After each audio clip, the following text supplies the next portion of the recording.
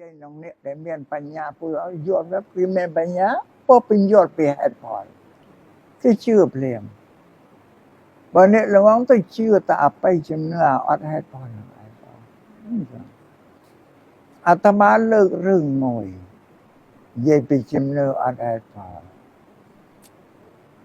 ព្រះសម្មាសម្ពុទ្ធលោកនៅសាងបារមីនៅឡើយមិនបានត្រាស់ដឹងទៅកើតជាភូរទ័នកើតជានេះพอត្រូវពូអាយលំពីឯនោះវាចាប់បានយកទៅឲ្យសម្ដែងសិល្បៈឲ្យគេមើលបើលោកតនឹងវាក៏បានបើលោករសាសិលលោកមិនប៉ះពាល់ជីវិតបើដូចទៅបងប្អូនទាំងអស់នោះរបស់លោកក៏ស្វះស្វែងរកប្អូនដែលវាបាត់រោមមិនឃើញរោទៅ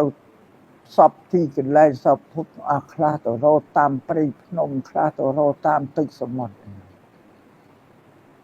បាទមានបងប្អូនមួយទៅរត់ក្នុងសមុទ្ររួមឃើញហើយមានការបន្ទុះទឹកសមុទ្រអីក្រែងសម្រាប់ប្អូនលោកគឺឌីទីបានពូនទីសាស្ត្រ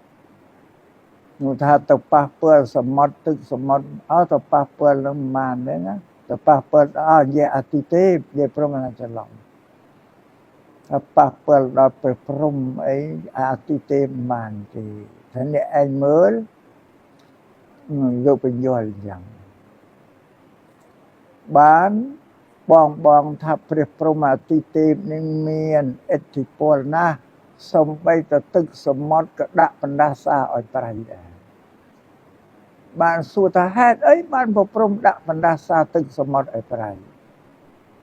បើគេលើករឿងថាទៅពេលហ្នឹងមានព្រាហ្មណ៍ម្នាក់ដែលជាបុត្ររបស់ព្រះព្រំ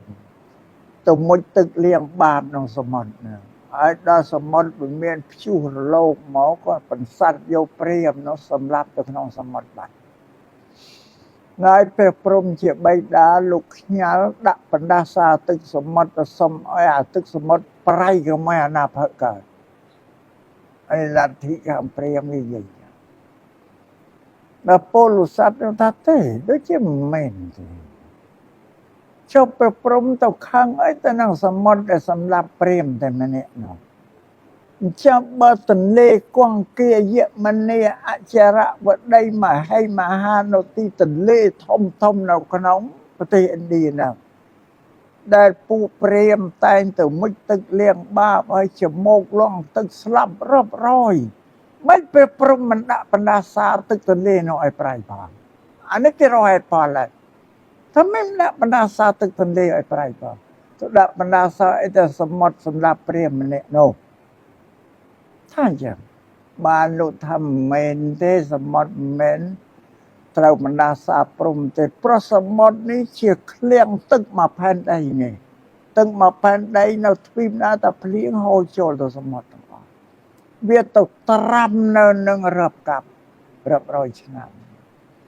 ពីទឹកដែលហូរផែនដីយើងដឹងហើយមានជាតិស្លឹកឈើដែលវាពុកជាតិផេះជាតិខ្ជូងនៅអត់ទៅទឹកនោះវាទៅត្រាំយូរទៅវាកើតជាតិប្រៃថាមកពីទឹកនោះវាតម្កល់នៅអត់មានទៅណាទៀតទេទឹកសមុទ្រនោះមានតែខ្យល់កម្ដៅវាស្រូបយកទឹកទៅអានោះទឹកបរិសុទ្ធអត់ដែលបរិសុទ្ធនៅនោះអស់យូរទៅបានមិននាំឲ្យប្រៃហ្នឹងបញ្យល់ហេតុតែយ៉ាងចឹងទេព្រោះទឹកទន្លេដល់ទីនេះវាមិនដែលតាំងនៅតែវាផ្លាស់ប្ដូរហូរចេញចុះមិនអាចប្រៃបានអានឹងវាមានហេតុផលច្បាស់លាស់គេលើកថាចុះព្រំទៅខឹងអីទៅនៅសមុទ្រនោះសម្រាប់ព្រាហ្មណ៍ម្នាក់ចាំមកទន្លេសម្រាប់ព្រាហ្មណ៍រាប់រយរាប់ពាន់លោកជំទាវទាំងអស់ជាគិតមកនេះវាហេតុផលវិទ្យាសាស្ត្រនឹងពុទ្ធសាសនាបែបប៉ុណ្ណឹងឲ្យដឹងផង